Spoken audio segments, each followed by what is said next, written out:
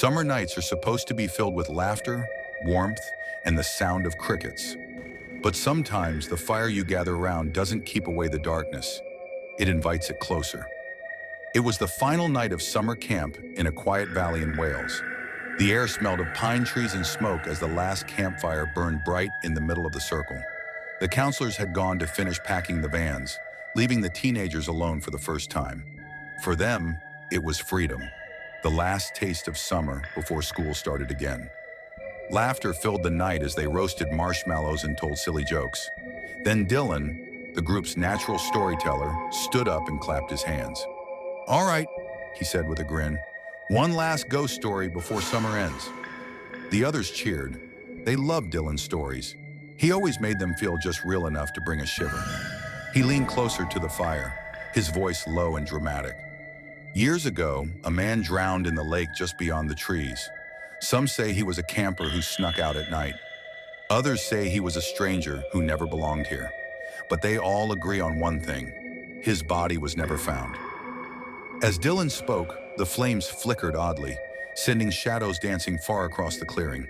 The kids shuffled nervously but tried to laugh it off.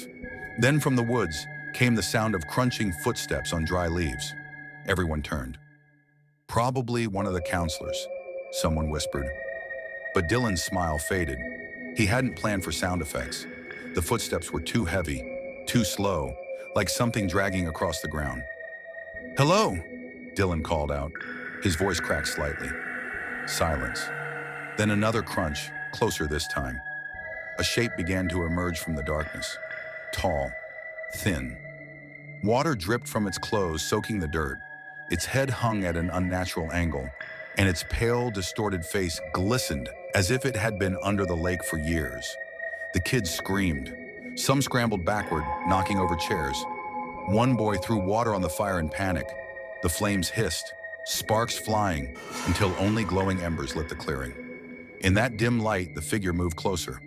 Its jaw opened as if trying to speak, but only a guttural gargle came out, like water filling lungs. The teenagers ran for the cabins, slamming doors and locking windows. Dylan was the last to look back. He swore he saw the drowned man standing at the very edge of the fire pit, his black eyes fixed on him. Minutes later, when the counselors returned, they found the children shaking inside the cabins. The campfire was out, though no one admitted to putting it out. The ground around the fire pit was wet, soaked through, as though a body dripping lake water had been standing there. The counselors dismissed it as imagination, but years later, whenever new campers told ghost stories around that same fire pit, the flames sometimes flickered strangely. And if you listen carefully, you can still hear footsteps circling in the darkness, waiting for another summer to end. The fire may keep you warm, but it won't keep everything away. Some stories don't end when summer does. They just wait for you to return.